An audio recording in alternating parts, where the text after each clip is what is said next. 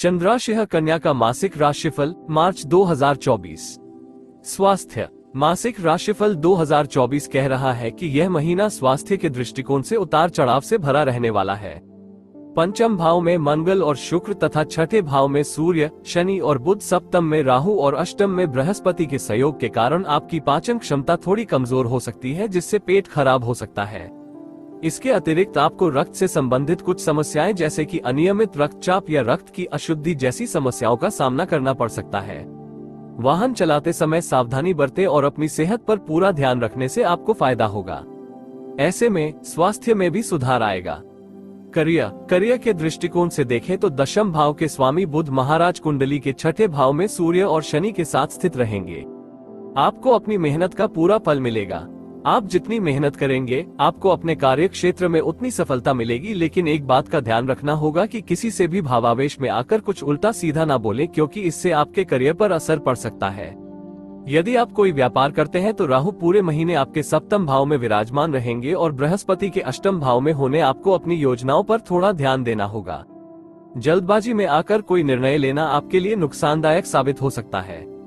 महीने के उत्तरार्ध में सूर्य बुध के साथ आपके सप्तम भाव में प्रवेश करेंगे, जहां पर पहले से ही राहु विराजमान है। ऐसे में आपके व्यावसायिक साझेदार से संबंध बिगड़ सकते हैं, लेकिन आपको धैर्य नहीं खोना है, बल्कि अपने व्यापार पर आंख गड़ाए रखकर मेहनत करते रहना है। आने वाले समय में इसका आपको लाभ मिलेगा। प्रेम, विवाह, व्यक्तिगत संबंध। यदि आपके प्रेम संबंध की बात की जाए तो महीने की शुरुआत में ही मंगल और शुक्र जैसे ग्रह पंचम भाव में विराजमान रहेंगे। यहाँ उपस्थित होकर उच्च मंगल आपको अपने प्यार में हद से गुजरने को मजबूर कर सकते हैं और आप अपने प्रियतम के प्यार में सराबोर रहेंगे। उनके लिए नए नए गिफ्ट लाएंगे, उनके साथ घूमने फिरने जाएंगे, किसी अच्छी जगह छुट्टी बिताने भी जा सकते हैं। ये समय आप और आपके प्रियतम के लिए सबसे ज्यादा रोमांटिक समय होगा।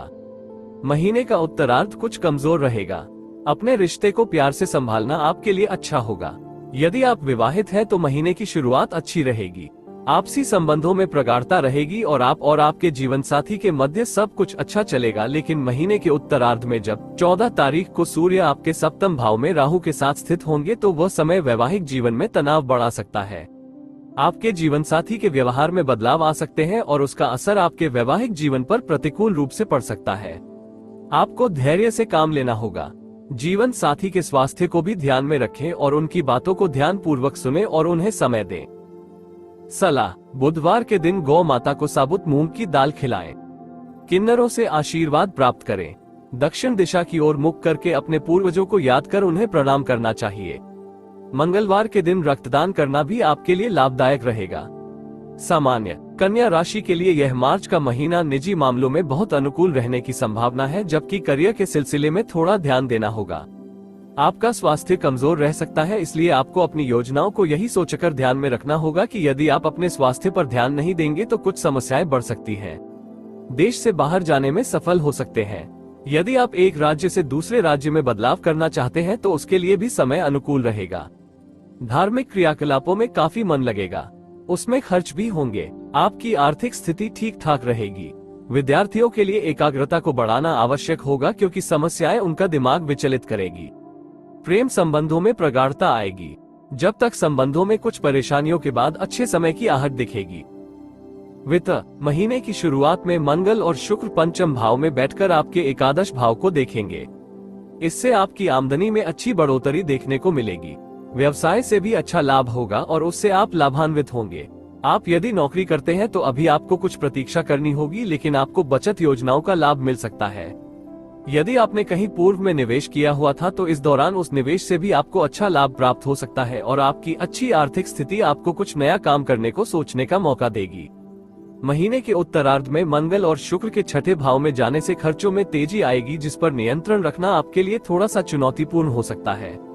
वाहन या प्रॉपर्टी खरीदते समय थोड़ी सावधानी रखें। मित्र एवं परिवार। यह महीना पारिवारिक जीवन में कुछ खुशियां लेकर आ सकता है।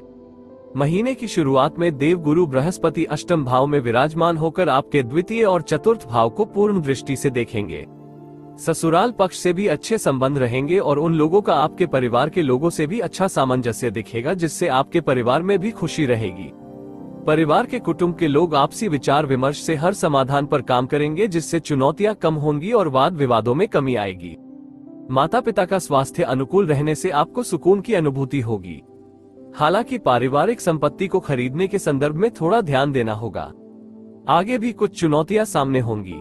भाई बहनों से आपके संबंध महीने के पूर्वार्ध में अनुकूल रहेंगे, लेकिन महीने के उत्तरार्ध में कुछ कहासुनी हो सकती है। आपकी राशि में केतु की उपस्थिति के कारण आपके आसपास के लोग आपको कम समझ पाएंगे, इसलिए उन्हें अपने बारे में बात करने का मौका दें और उनसे घुल मिल कर रहें। इससे परिवार का माहौल सकारात्मक रहेगा।